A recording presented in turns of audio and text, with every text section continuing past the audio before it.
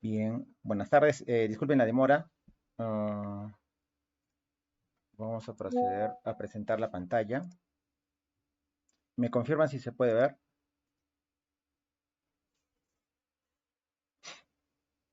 No, doctor, tiene que compartir en ventana. Está en ventana. Ya, no, A ver, no a se ver. puede visualizar nada todavía. Mm, Esperemos un momentito, a veces demora en cargar un poco. ya, Rosita. ¿Me avisa si ya está? Ya está, ya se nota la presentación. ¿Se escucha bien y Sí, se se mira bien? escucha, claro. Sí, excelente. Perfecto. Muy bien. Buenas tardes, disculpen la demora. No sé qué problema técnico tenía, lo tenía todo listo y ahora, último momento, siempre pasan esas cosas, pero nada. Mi nombre es John Turpo Prieto, soy médico especialista del Centro de Salud Javier Llosa García y el tema que voy a presentar el día de hoy es manejo de trastornos hipertensivos en embarazo y síndrome GEL. Bien, este es mi itinerario. En primer lugar, vamos a hablar sobre, en realidad, qué impacto tiene en los problemas hipertensivos en nuestras gestantes. Luego vamos a repasar un poco sobre la epidemiología. Finalmente vamos a hablar ya sobre el diagnóstico y tratamiento, haciendo unos nuevos alcances, unos nuevos cambios que hay tanto en el diagnóstico como en el tratamiento. Y teniendo en cuenta que tenemos un enfoque de emergencia en esas patologías del curso, vamos a hablar sobre la clave azul y unos tips sobre la atención de las pacientes en emergencia.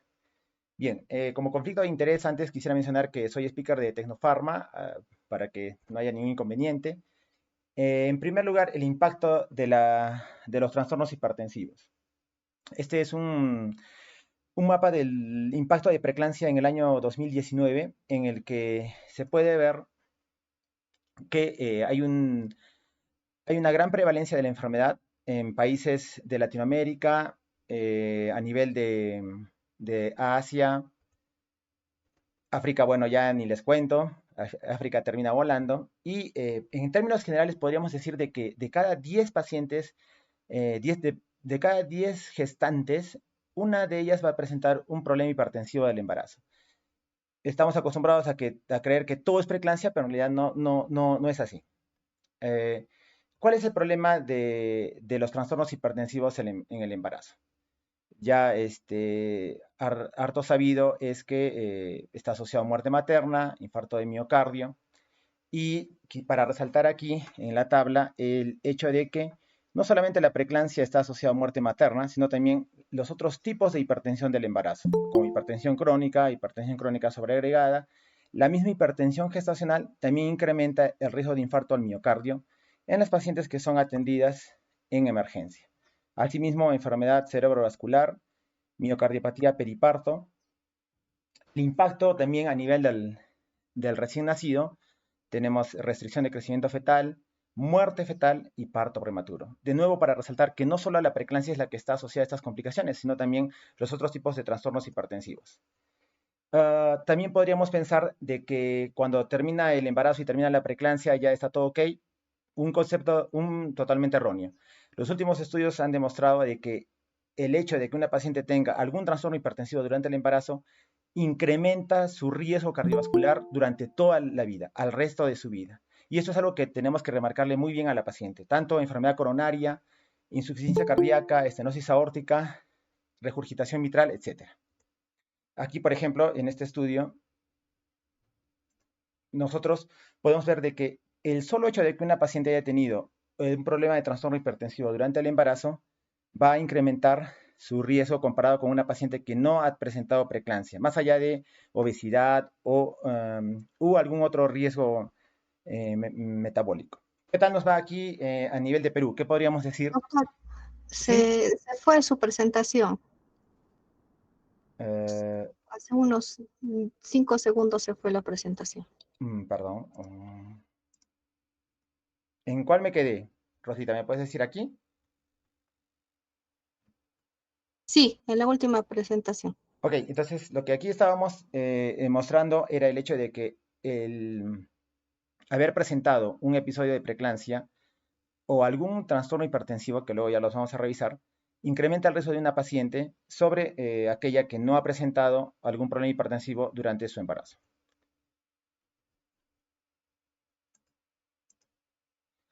Y a nivel de Perú, ¿qué podríamos mencionar?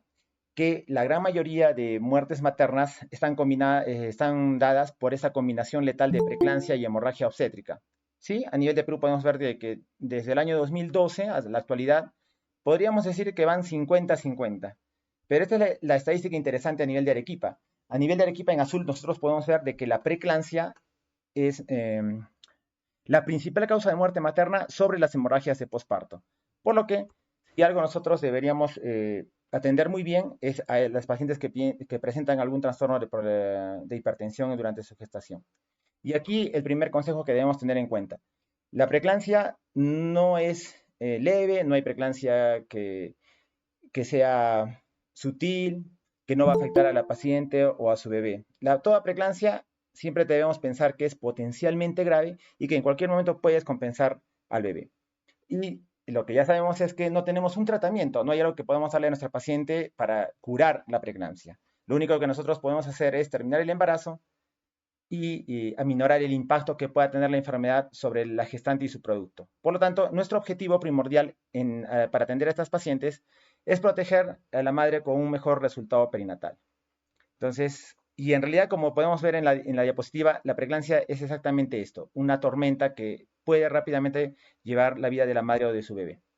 Hay otro mito que también quisiera romper el día de hoy, es la secuencia que nosotros tenemos en la enfermedad aprendida en el pregrado, es el de que una hipertensión gestacional podría evolucionar a un cuadro de preeclampsia no grave, que de complicarse nos va a dar una preeclampsia grave, va a desencadenar alguna de las complicaciones que está asociada a una preeclampsia con signos de severidad y finalmente va a llevar a la paciente. De nuevo, también este es otro mito. La preeclampsia es un gran imitador, un gran engañador y su presentación clínica es muy, muy variable. Y uno nunca debe confiarse ante cualquier signo potencial de preeclampsia. Por lo que, de nuevo, por todo esto, quisiera invitarlos a que podamos repasar y estar listos para combatir a la preeclampsia. ¿Cuáles son los criterios clásicos? Definitivamente lo que aquí vamos a tener es la presión elevada y el segundo punto para clasificar los trastornos hipertensivos es la edad gestacional. ¿Cómo así? Si nosotros tenemos una paciente que tiene menos de 20 semanas, vamos a hablar de una hipertensión crónica. Pero si estamos con una paciente que tiene hipertensión y tiene más de 20 semanas, estamos frente a una hipertensión inducida por el embarazo. El siguiente paso es pedir la proteinuria, lo que nos han enseñado desde que estuvimos en las facultades de medicina, de enfermería, es que si esta proteinuria es negativa, menor de 300 miligramos por ciento de 24 horas, o su equivalente en la tira reactiva, estamos frente a una hipertensión gestacional. Si la proteinuria es positiva, estamos frente a un cuadro de preeclampsia. Finalmente, la paciente que antes de las 20 semanas había presentado hipertensión y había sido catalogada como hipertensión crónica, si es que más adelante presentaba complicaciones asociadas a preeclampsia, teníamos la entidad de hipertensión crónica con preeclampsia sobreagregada. Y aquí tenemos entonces los 4 jinetes de los problemas hipertensivos en el embarazo. De nuevo, entonces, no solamente hablamos de preeclampsia cuando estamos hablando de hipertensión en el embarazo. ¿Cuáles son entonces ahora los criterios actuales en la clasificación? Nosotros hemos aprendido de que preeclampsia es hipertensión más proteinuria. Ya eso desde el 2013, con las nuevas guías que salieron publicadas, americana e inglesa, cambió sustancialmente porque no solamente se usaba el criterio de proteinuria como diagnóstico para preeclampsia, sino algún signo de daño de órgano o diana. A saber, además de proteinuria, uno más signos de síndrome Gel, edema pulmonar, oliguria o un valor de creatinina mayor de 1.2, síntomas neurológicos como cefalea, escotomas, acúfenos, la presencia de dolor epigástrico y vómitos, la coagulopatía y también signos de compromiso útero-placentario como un incremento de la resistencia a nivel de la arteria uterina y la presencia de restricción de crecimiento fetal. Y algo nuevo que les traigo el día de hoy es que podemos hacer el diagnóstico usando los factores angiogénicos anormales. Y lo que se está usando con mucha mayor aplicación clínica es el ratio SFLT1 sobre el factor de crecimiento placentario o el dosaje único de factor de crecimiento placentario. Entonces, para que se pueda entender esto, quisiera rápidamente repasar la fisiopatología de preeclampsia. Lo que normalmente debemos tener para que un embarazo evolucione normalmente y termine con una mamá sana y un bebé saludable al nacer, es que debe haber una adaptación de la vasculatura del útero y de la placenta en la gestación. Aquí tenemos cómo debe terminar una arteria espiral normal, ¿sí? Que va a sufrir un proceso de neovascularización, y a su lado tenemos una arteria espiral que tiene preeclampsia. Como podemos darnos cuenta, esta arteria espiral es de menor calibre porque hay una serie de alteraciones a nivel de la interacción trofoblasto y células de la madre que van a impedir esta neovascularización. Al no darse esto, va a desencadenar toda la fisiopatología en adelante de la preeclampsia. ¿Cuál es el punto que nos interesa? ¿Quiénes son los responsables de tener unas arterias espirales con mayor volumen de flujo sanguíneo? Aquí hay una serie de moléculas. La que nos interesa es el factor de crecimiento endotelio vascular. ¿Por qué? Porque en la preeclampsia el factor de crecimiento endotelio vascular no llega a unirse con su receptor a nivel de la membrana y queda secuestrado por este FCLT1. Este SFLT1 es el receptor soluble. De alguna manera, el factor de crecimiento endotelio vascular quiere ayudar a la gestante porque promueve la neovascularización, la placentación, pero este SFLT1 lo que va a conseguir es que esta molécula no se una y nunca haya el proceso de neovascularización presentado previamente. Y vamos a tener una vasoconstricción y arterias muy delgadas de bajo calibre que luego van a tener disfunción endotelial y van a desembocar en una preeclampsia. Entonces, nosotros, ¿cómo ahora podemos llevar todo este conocimiento a la aplicación clínica? Que es lo que nos interesa para ayudar a nuestras pacientes. Tenemos que, en resumen, que el SFLT1 es una molécula antiangiogénica que promueve vasoconstricción. Y su antagonista es el factor de crecimiento placentario, que es proangiogénico y promueve vasodilatación. Disculpen, aquí hay un error.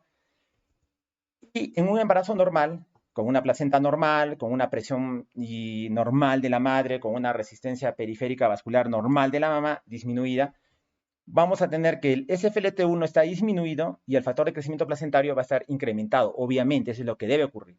Entonces, el ratio SFLT1 sobre el factor de crecimiento placentario va a estar disminuido.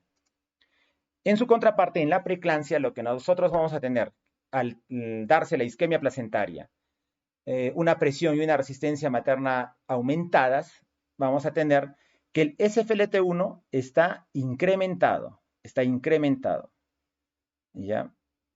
Y el factor de crecimiento placentario está disminuido. Acá de nuevo, disculpen, hay un error, ¿no? Ahí se han movido estos símbolos en la presentación. Y lo que entonces me va a demostrar que estoy frente también a una paciente con preeclampsia es este ratio incrementado. ¿Listo? Entonces, vamos con ejemplos más prácticos para que se pueda entender. Tengo una paciente que tiene hipertensión arterial, tiene más de 20 semanas, entonces muy probablemente estoy frente a una preeclampsia. ¿Qué tengo que hacer? Pedir todos los marcadores laboratoriales y evaluar síntomas clínicos, y puedo hacer el diagnóstico de preeclampsia con una presión arterial de 140/90 más proteinuria, uno más signos de síndrome GEL, edema pulmonar, oliguria o creatinina, síntomas neurológicos, dolor epigástrico, vómitos, coagulopatía o la presencia de una arteria uterina alterada y la restricción de crecimiento fetal. Esto ya lo habíamos presentado. Pero también ahora podemos hacer el diagnóstico de preeclampsia con una paciente que tiene presión arterial mayor o igual a 140/90 y que además tiene factores angiogénicos anormales. En resumen, ratio SFLT1, factor de crecimiento placentario, mayor a 38 o un factor de crecimiento placentario menor de 100. Entonces, esto es algo nuevo y esto es algo que tiene bastante aplicación porque muchos pacientes no necesariamente vienen por emergencia con preeclampsia, vienen por emergencia con cefaleas tensionales, cólicos vesiculares, la presencia de edema, que en la gran mayoría de pacientes es normal, y cuando trabajaba en emergencia del hospital, había muchas de estas pacientes que saturaban el área de emergencia y en realidad no eran preeclampsia y quitaban prioridad a las pacientes obstétricas que sí eran emergencias. Entonces, vamos a pasar al siguiente escenario en el que tengo una paciente que tiene hipertensión arterial crónica ya existente y que va más allá de las 20 semanas, va a tener un empeoramiento de los niveles de hipertensión arterial. De nuevo, yo puedo decir que tiene preeclampsia con la presencia de algún signo de daño de órgano diana o también con los valores angiogénicos ya presentados anormales. Finalmente, un escenario 3, que es el más interesante, es aquel en el que una paciente no tiene hipertensión arterial, y va a tener daño de órgano diana.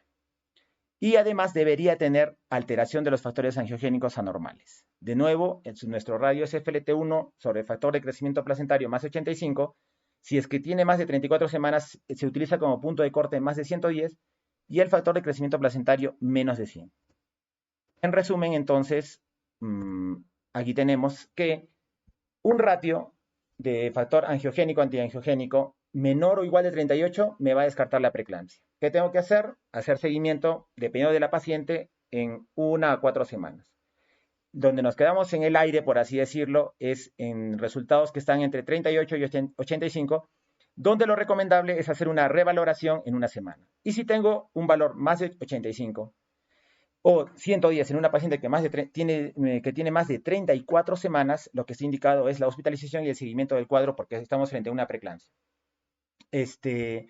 Bien, entonces aquí viene algo interesante porque el hecho de que nosotros podamos aplicar eso a nuestras pacientes, hasta cierto punto podría parecer caro, difícil, pero los estudios demuestran que es mucho más barato hacer esta prueba que hospitalizar a nuestra paciente, empezar a evolucionarla todos los días, pedirle proteína de 24 horas, pedirle una serie de marcadores, volver a repetirlo cada 2, 3 días, es mucho más costo benéfico, sobre todo para países que tienen tan pocos recursos en salud, eh, la aplicación de esto. Entonces, en ese sentido, y aprovechando que podemos presentarnos a estos proyectos de investigación con la universidad, estamos buscando la aprobación para empezar a hacer este trabajo y más allá del beneficio que se pueda tener, costo benéfico para la salud pública, nosotros estamos en casos particulares, como por ejemplo, viene una paciente, como les estaba contando, cefalea tensional,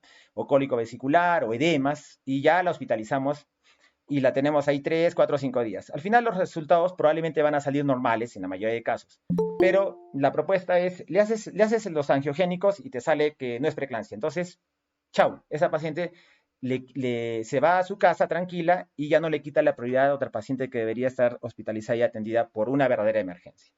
Por ejemplo, hay otros casos ya, hace poco estábamos con una paciente con una gestación, un embarazo de fecundación in vitro, que tenía sospecha de preeclampsia. Aparentemente la paciente no estaba tan grave, pero ya había un incremento importante de su presión arterial, pero la paciente al tener un producto valioso no quería terminar el embarazo. Se hizo los angiogénicos y salieron alrededor de 600, 700. Entonces, esto nos sirvió para demostrarle a la paciente que ella estaba en grave riesgo y en cualquier momento se podía descompensar.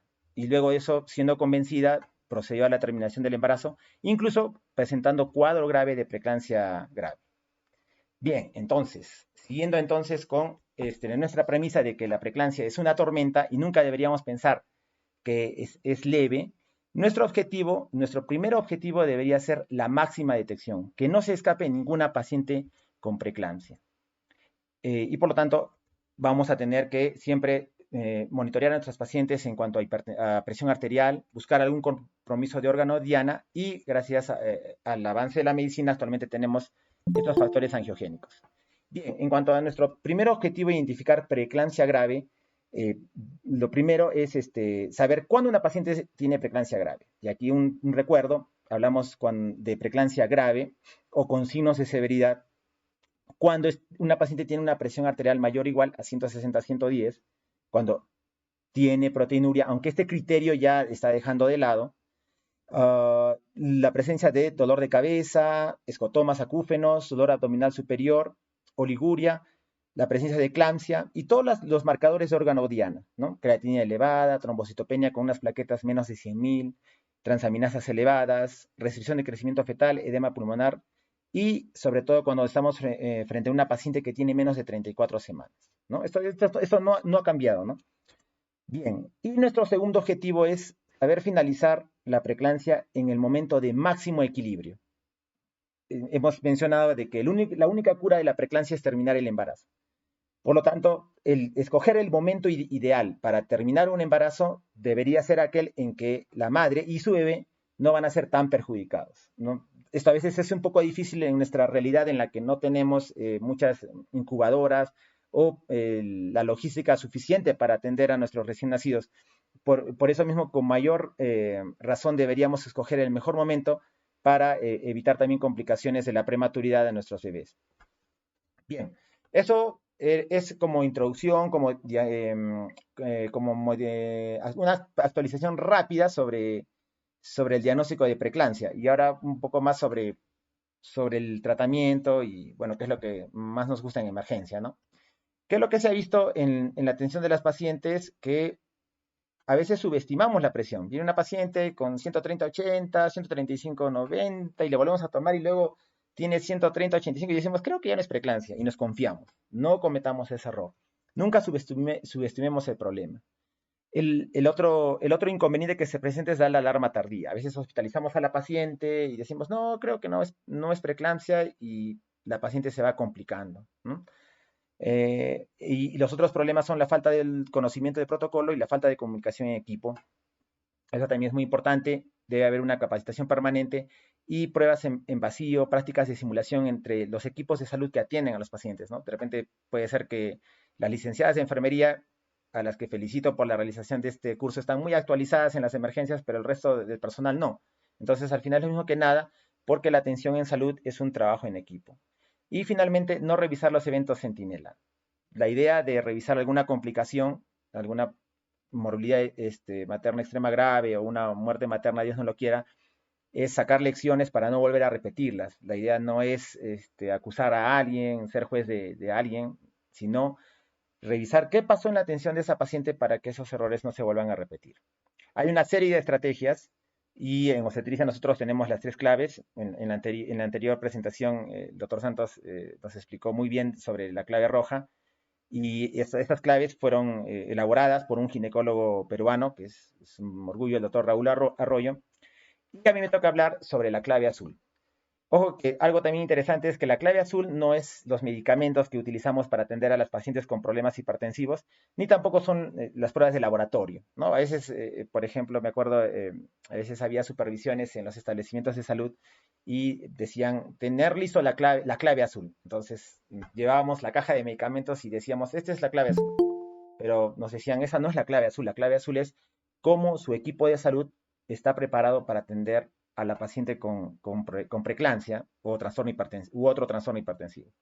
Y a veces en el hospital, a veces pasando visita, los internos o los residentes mencionaban, la clave azul de la paciente ha venido alterada o normal, ¿no? Pero en realidad eso no es la clave azul. La clave azul habla sobre un trabajo en equipo parecido al que se aprecia en las paradas de los pits en las carreras de Fórmula 1. Vamos a apreciar de que aquí es vital cualquier segundo que se pierda y el equipo de parada de pits en máximo 1 o 2 segundos tiene que tener listo el coche para que siga corriendo. Entonces, eso mismo nosotros lo tenemos que trasladar hacia la atención de una paciente que presente una emergencia obstétrica, sea en la clave roja, que está dirigida a las hemorragias, sea en la clave azul, que es el tema que me incumbe, o también en la clave amarilla, que está dirigido a la atención de las pacientes con un shock séptico obstétrico. ¿Cuál es el equipo? Dependiendo del lugar en el que nos encontremos, el equipo, pero el básico es el médico ginecólogo obstetra o el médico emergencista, la obstetriz, personal de enfermería, un técnico de enfermería y el personal de transporte. La distribución depende si se está en un puesto o centro de salud, si estamos en un hospital, que es este centro FONE, ¿no? Con funciones obstétricas neonatales esenciales, y bueno, ya el FONI, que está diseñado para los institutos de salud. Bien, entonces, en el repaso, ¿cómo se organiza el equipo? Mínimo nosotros vamos a contar con 4 personas. Tenemos el líder que va a nivel del útero, el personal que va a nivel de la cabeza, que es el primer ayudante, y el segundo ayudante que va a nivel de los brazos. Aquí hay un cuarto ayudante que no está, que es el circulante, el apoyo, que es el técnico, generalmente es el técnico de enfermería, que es de alguna manera el patín que va por todo lado apoyando al resto del equipo. Y aquí está el resumen de lo que tiene que cumplir cada elemento de la clave del sistema de salud. El líder, que va a nivel del útero, va a coordinar la acción de los demás, va a pedir que ayudantes, si tiene 3 ayudantes, los puede distribuir de la siguiente manera. El ayudante 1 va a nivel de la cabeza, el ayudante 2 va a nivel de los brazos, el ayudante 3 va a nivel de abdomen. Su función es evaluar latidos cardiofetales, evaluar la dinámica uterina, la evaluación clínica general de la paciente, evaluar si la paciente está en trabajo de parto y pensar en cirugía oportuna. En el diseño de las claves, lo que se había establecido es que se tiene 20 minutos para estabilizar a la paciente y 60 minutos para solucionar el cuadro de preeclampsia grave u alguna otra emergencia hipertensiva. Por lo que el trabajo debe realizarse idealmente en menos de 1 hora. ¿Por qué? Porque si nosotros sobrepasamos esa hora en la estabilización de nuestra paciente y en la solución de su cuadro, se incrementa la mortalidad de la gestante. El ayudante número 1 va a nivel de la cabeza, se encarga de chequear vía aérea, administrar oxígeno, monitorea funciones vitales, lo cual es algo fundamental. A veces por la premura en la atención no se registran los datos en las historias clínicas y este es un grave defecto que debe corregirse por cuestiones legales y por cuestiones también de investigación y de estadística. Debe vigilar el estado de conciencia y se deben tomar tiempo y registrar los sucesos. Y el segundo ayudante, que va a nivel de los brazos, que generalmente lo he puesto en el color de las licenciadas de enfermería, porque son las más hábiles para canalizar las venas, debe chequear pulsos y presión arterial. En las claves se canalizan 2 venas de grueso calibre. Se deben realizar la prueba de tomas de laboratorio para los análisis que corresponde. Dependiendo de si hay pérdida o no, se deben reponer estas con cristaloide. Y se encargan de administrar la medicación. Además, sulfato de magnesio, antihipertensivos, gluconato de calcio, según las indicaciones del coordinador. Bien, entonces aquí ya ha empezado un primer intento de mejorar. Justo estábamos hablando con Rosita, le preguntaba cuándo se había dado estos cursos en emergencia y porque cuando trabajaba en el hospital nunca había escuchado y me dijo que era la primera vez y de nuevo los felicito por querer capacitarse, que es algo muy importante. Y ya el siguiente paso, luego de la capacitación general, teórica, es la capacitación práctica personalizada en equipos de salud. ¿Sí? O sea, es decir, yo hago mi guardia en emergencia con tal doctor, con tales técnicos, con mi otra colega licenciada. Entonces, vamos a simular que viene una paciente con una preeclampsia con signos de severidad. O viene una paciente que tiene, qué sé yo, desprendimiento prematuro de placenta y está con 180, 120. ¿Qué es lo que tendríamos que hacer? ¿Qué deberíamos hacer? Y de esa manera se distribuyen los roles y se hacen pruebas en vacío. Esta es la mejor manera de poder atender a las pacientes. Mil disculpas por la demora. De repente creo que hay otro colega que va a ingresar y la idea era ahora repasar sobre la terapéutica de preeclampsia. En aras del tiempo les voy a presentar el resumen, ¿no?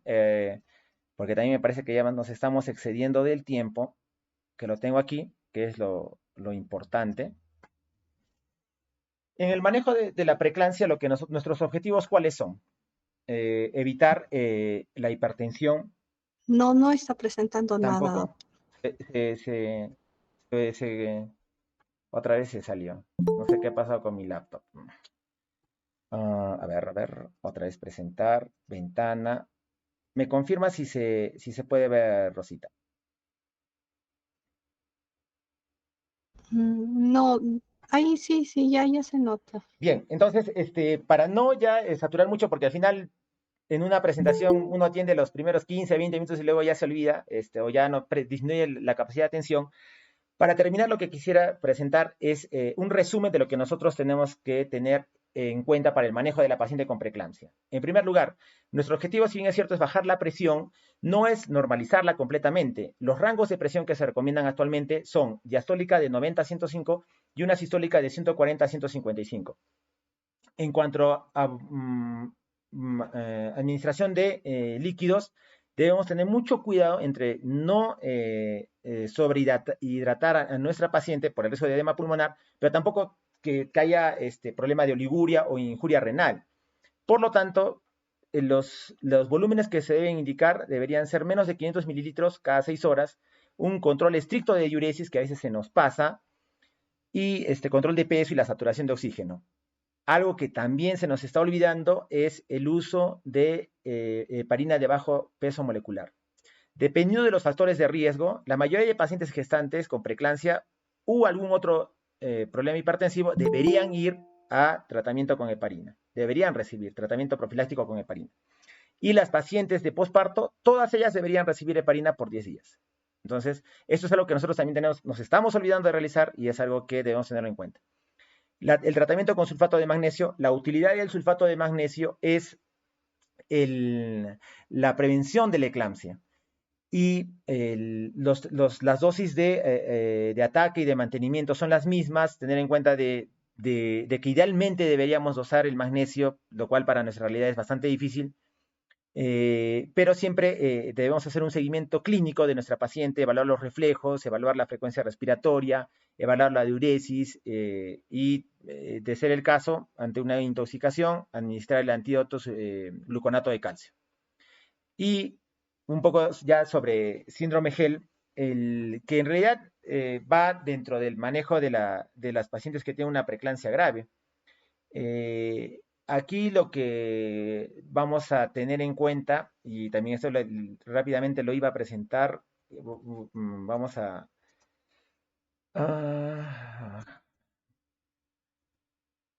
es la gran pregunta si es que tenemos que usar o no los corticoides, ¿no? Y es más, yo hice mi tesis de segunda especialidad sobre este tema y si uno revisa medicina basada en evidencia, dice que los corticoides no deberían estar sindicados. A pesar de que mejoran algunas variables clínicas, como gasto urinario, se recuperan las plaquetas, disminuyen las transaminasas, disminuye la hemólisis, ¿no?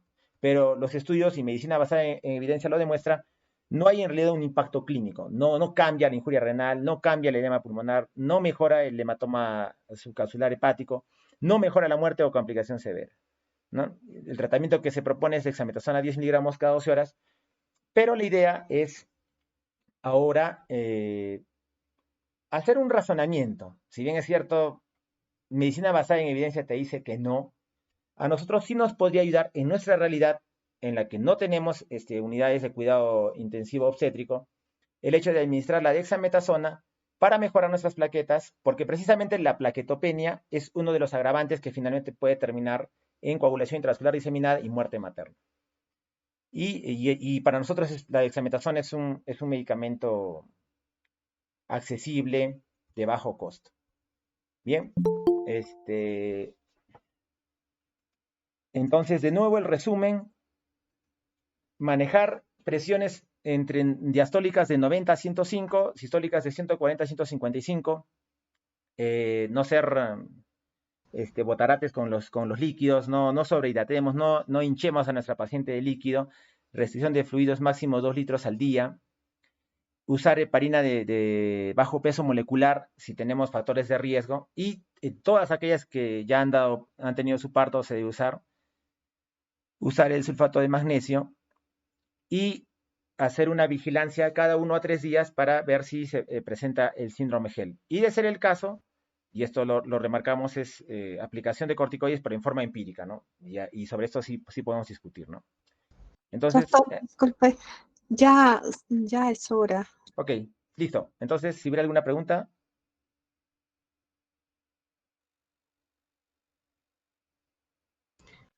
Mm, Bueno, creo que Me parece que no hay nos hemos ninguna. excedido el tiempo. No, pero doctor, muchas gracias por su excelente ponencia, ha estado muy entendible. Yo creo que todos estamos muy satisfechos con su excelente ponencia. Muchas gracias. Ok, Rosita. Listo. Bueno, en todo caso, Entonces, ahora continuando con las ponencias, vamos a presentar a la doctora Patricia Pardo Apaza, que nos va a dar el tema Manejo inicial del paciente en emergencia quirúrgica. La doctora es médico asistente del Departamento de